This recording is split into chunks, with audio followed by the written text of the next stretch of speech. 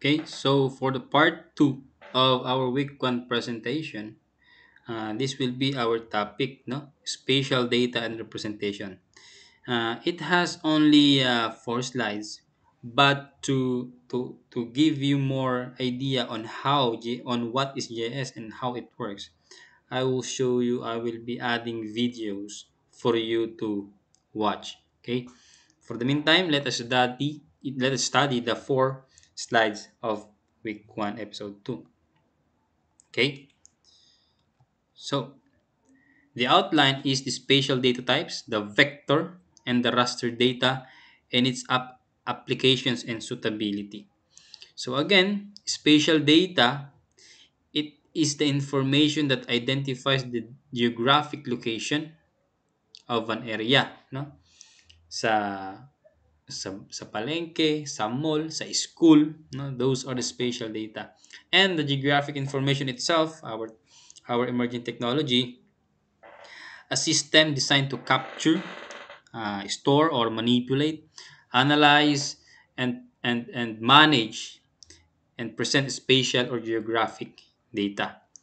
So we have two types of spatial data, the vector data and the raster data.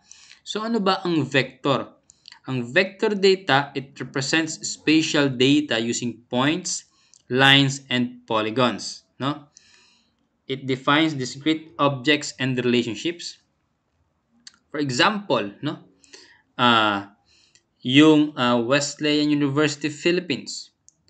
With the use of vector data, yung point, no? Ipo-point natin sa mapa yung location ng Wesleyan University Philippines. Or using vector data, yung point, ipo-point natin yung Cabanatuan City Terminal, di ba?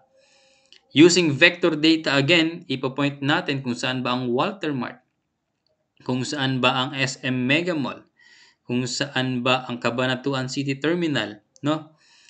That is one vector data, yung point. Remember that, yung point, ipino-point natin yung location, either the landmark, no? That is vector data. Number 2 is the line. Number 2 is the line under the vector data, no? So the line, no, it is geographic entity connecting points representing linear features. Again, under the vector data, meron tayong lines. Yung lines na to, it represents a linear features. For example, road. Yan, di ba? Pag gumawa tayo ng kalsada, gagawa tayo ng line. Na?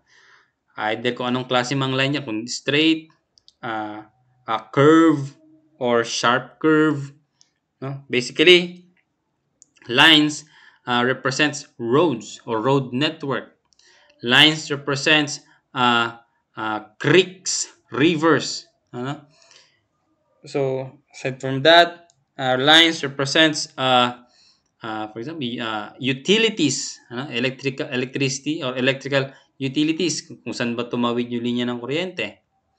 Also, using line, pwede mong i-plot kung saan ba dumaan yung pipe ng tubig, kung saan ba dumaan yung linya ng tubig, kung saan ba tumawid yung linya ng tubig. Or, saan ba yung dumaan yung alternate route, saan ba dumaan yung mga vehicles, no? So that's line, no? So we have two, no? Pangatlo is the polygon, a geographic entity defined by a series of interconnected points forming enclosed areas. So, polygon, ibig sabihin lang ito, is gumagawa ka ng area, enclosed area. Okay? So, for example, gagawa ka ng polygon ng lote ng bahay ninyo, no? So, gagawa ka ng square. So, yun ang polygon. Enclosed area. Pwede siyang square, pwede siyang tawag dito, oblong, pwede siyang kahit anong shape. Pwedeng star, Depende kung anong klaseng polygon ang gusto mong i-plot sa mapa. For example, yung area ng Wesleyan University, Philippines. No? Hindi lang naman rectangle yun. No? And yung area ng Cabanatuan City, hindi naman basta nagbilog ka lang, yun na ang area ng Cabanatuan. Hindi. When we say polygon, you perform interconnected points forming enclosed areas. So, sa ating sa ating lab, ipapakita namin sa inyo kung ano ba yung mga vector data na yan. So, we have 3 vector data: the points, the lines, and the polygons. Make sure to note that, no?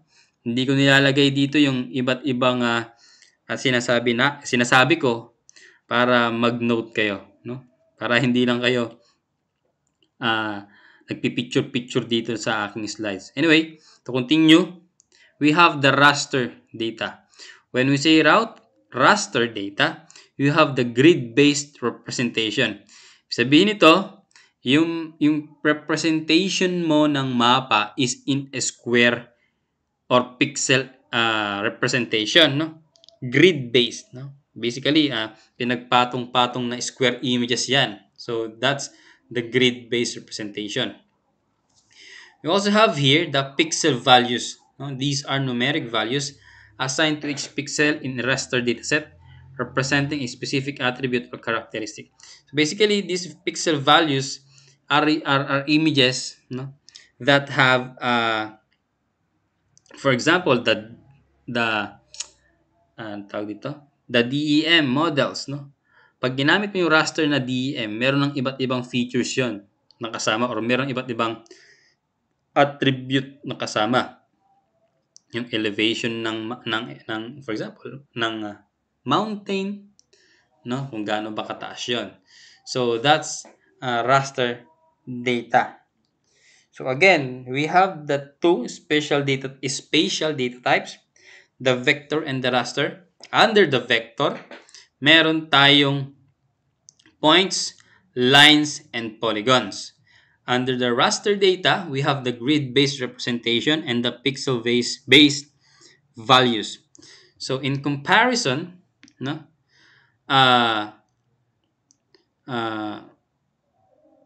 meron kayong iba't ibang gamit kasi ng vector and raster.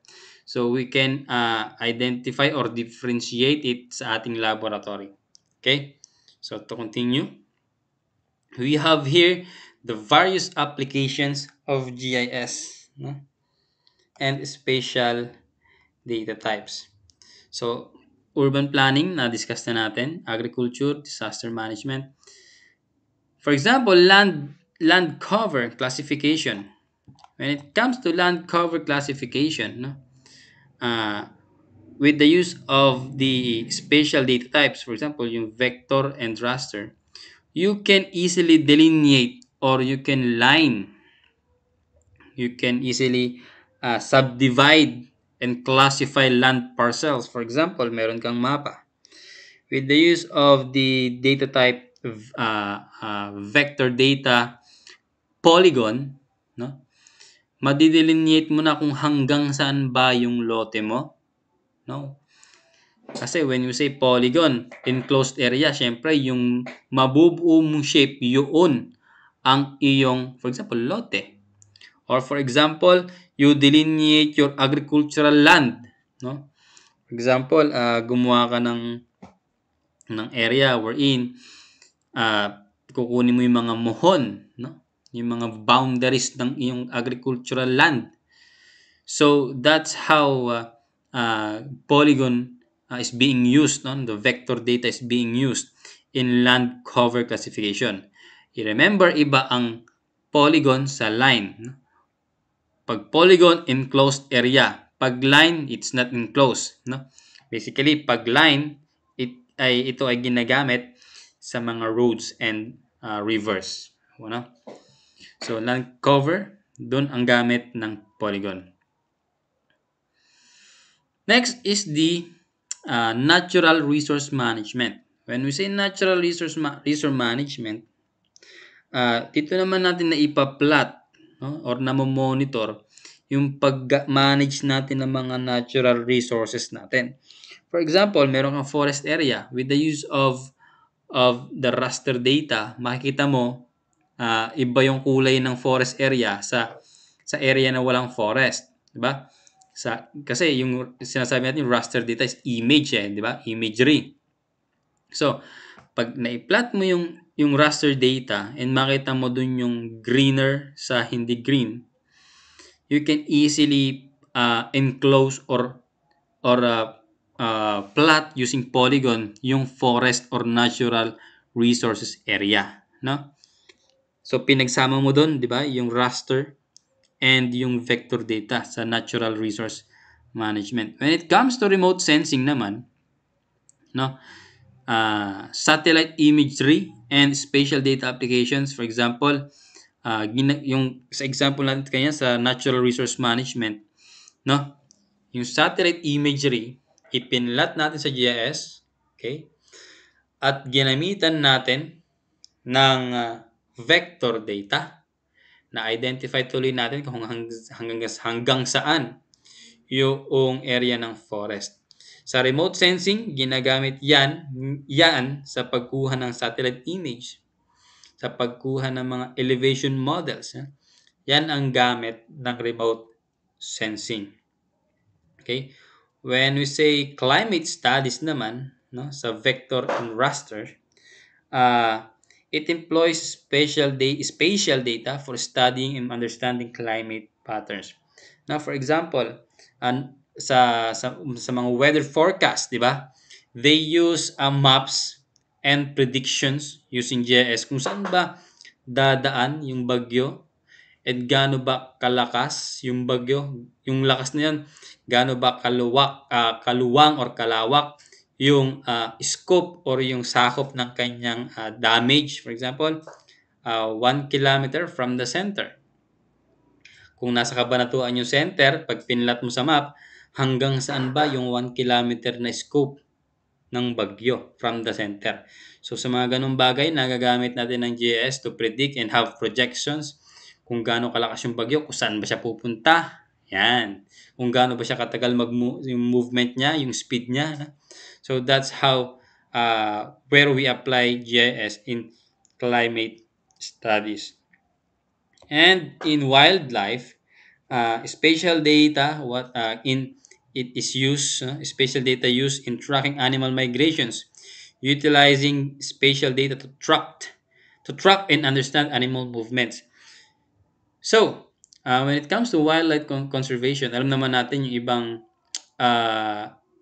for example, mga birds, no, is they travel from time to time depende sa climate ng isang lugar.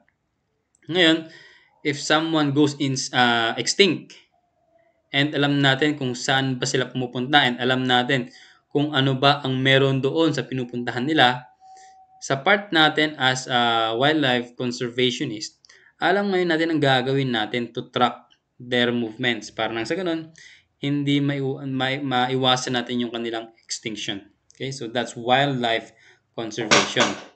And the urban growth development, like urban planning, ginagamit siya to predict and model ng urban growth. Kasi sa isang mapa, nandun naman yung number of populations, di ba? Number of migrants from this year to this year. Now with that, with the data that has stored in the GIS, we can now predict the growth of population, the growth of economy, no? And how fast or how slow the the growth of the urban area will be, no? So that's how urban growth modeling is benefited from GIS. Okay, so that ends our 4 slides of GIS. Now let us proceed with the video presentation. Okay.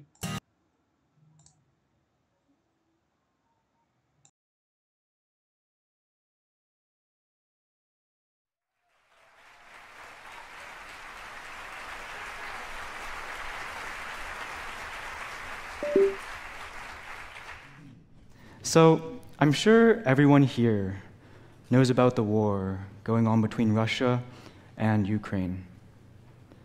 Now, here, I have a blank map of the world, and I'd like you to raise your hand if you're 100% confident that you can find Ukraine on this map. Okay, not bad. If you can't, don't worry, because you're not alone. Only 1 in 3 American voters can. Now, you're probably thinking, okay, we're not directly involved in this war, so what's the big deal with not knowing where Ukraine is? Well, the numbers have shown that even in countries in which we've had active military involvement, we still had trouble locating them. In 2002, at the beginning of the US conflict in Afghanistan, only 17% of young Americans could find it on a map. What does this mean? What does it mean when we, as citizens of the most powerful country in the world, cannot identify where major global conflicts are taking place, including those in which we're actively involved in? Here's what it means. When we don't know where Ukraine or Afghanistan is, we lack the key geographic knowledge needed to make informed decisions. So let me illustrate this. A look at a map tells us that Afghanistan lies at this crossroads between Central, South, and West Asia, which means that it has always been at the middle of conflicts between the great powers of the continent. And knowing about its mountainous terrain gives us insight into the politically fragmented nature of the country. Afghanistan's terrain has actually culturally divided the country, which means that ethnic groups like the Pashtun, the largest in the country, are actually made up of many smaller tribes and groups and people of differing cultural values. And in an attempt to work with the Pashtun to establish order in Afghanistan, the US treated them as a singular monolith. But this didn't really work. In addition to this, the mountainous terrain is never advantageous to the attacker, and this definitely contributed to the length and costliness of the US involvement in Afghanistan. Now, let's go back to Ukraine.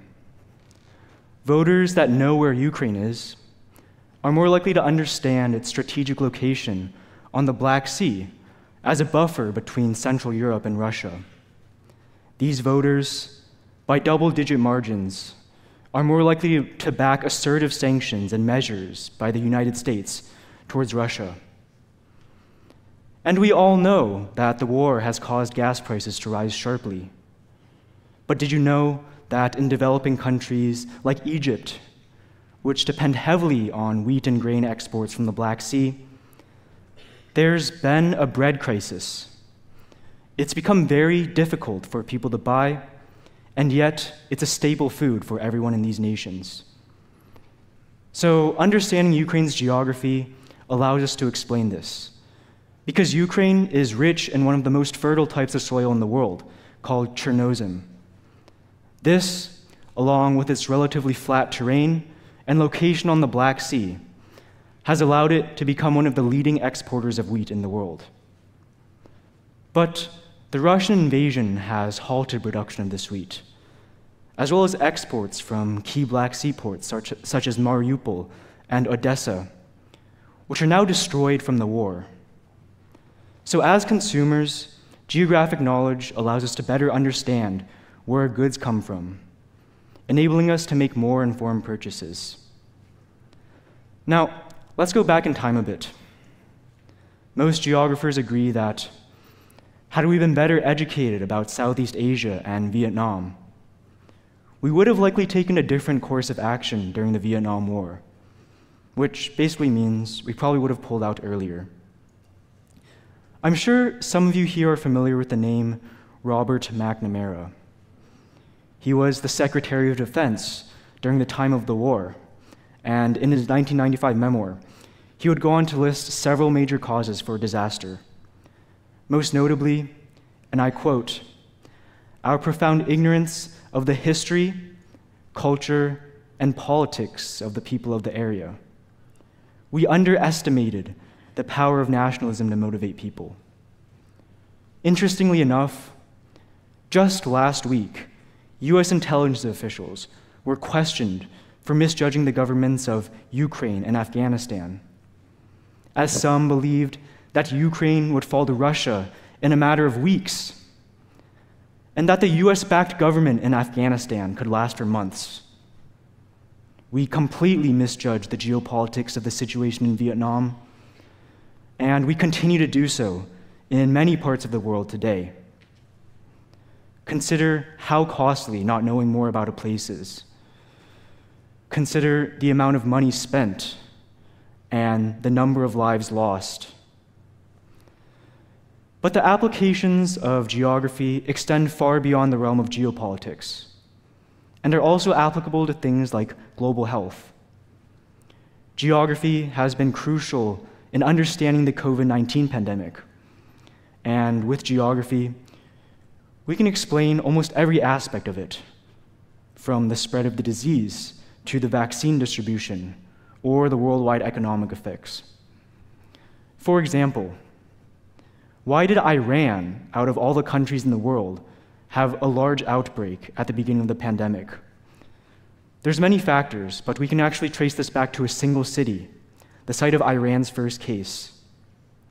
This city is called Qom, and Qom isn't the largest city in Iran, nor is it the most densely populated.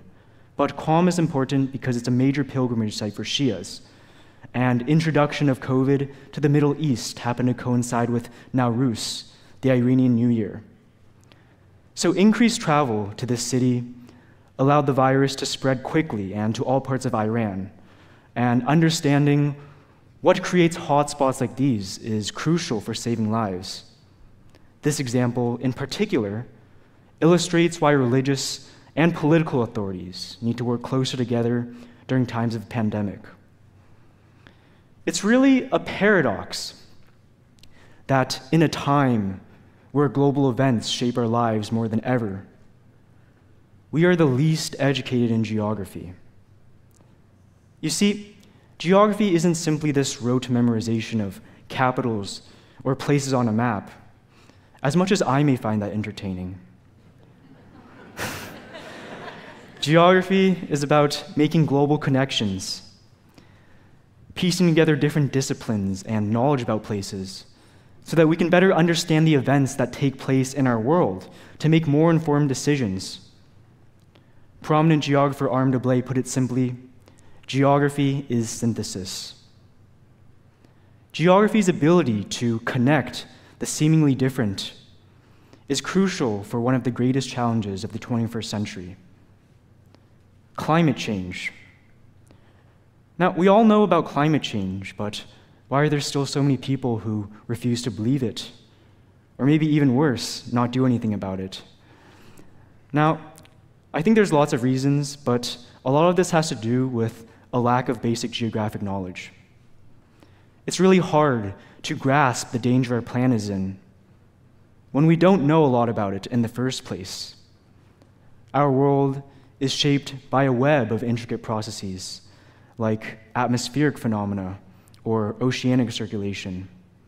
And we really need to get to know how our planet works if we want to understand the challenges it faces, as well as the possible solutions. And geography opens up our eyes to the circumstances of places unfamiliar to us. And in learning about the places that are already grappling with the worst effects of climate change, we become more motivated to ensure that the same doesn't happen to us. Knowing about disasters like the drying up of the Aral Sea in Central Asia or the disappearance of glaciers in Bolivia is essential if we want to avoid similar mistakes in the future. In the end, geography allows us to be better global citizens. We need classes specifically dedicated to geography, not classes where our focus is on things like memorization or world capitals, but classes where students are taught how to connect the dots and make sense out of our complicated world so that they too can make informed decisions. And in universities where geography majors are all but a thing of the past, They should at least require students to take a couple basic classes in physical and human geography. But geography isn't just about saving the world from nuclear disaster or fighting climate change, because it also connects us as humans. Geographic knowledge can enrich our personal lives and our relationships, making us better people. Because when we learn about places, we also learn about the people there. So geography lends itself to cultural understanding. The more we learn about others, the more open-minded we become. And perhaps, if we were more knowledgeable and appreciative about other cultures, we would be less inclined to create conflict with those different from us. Thank you.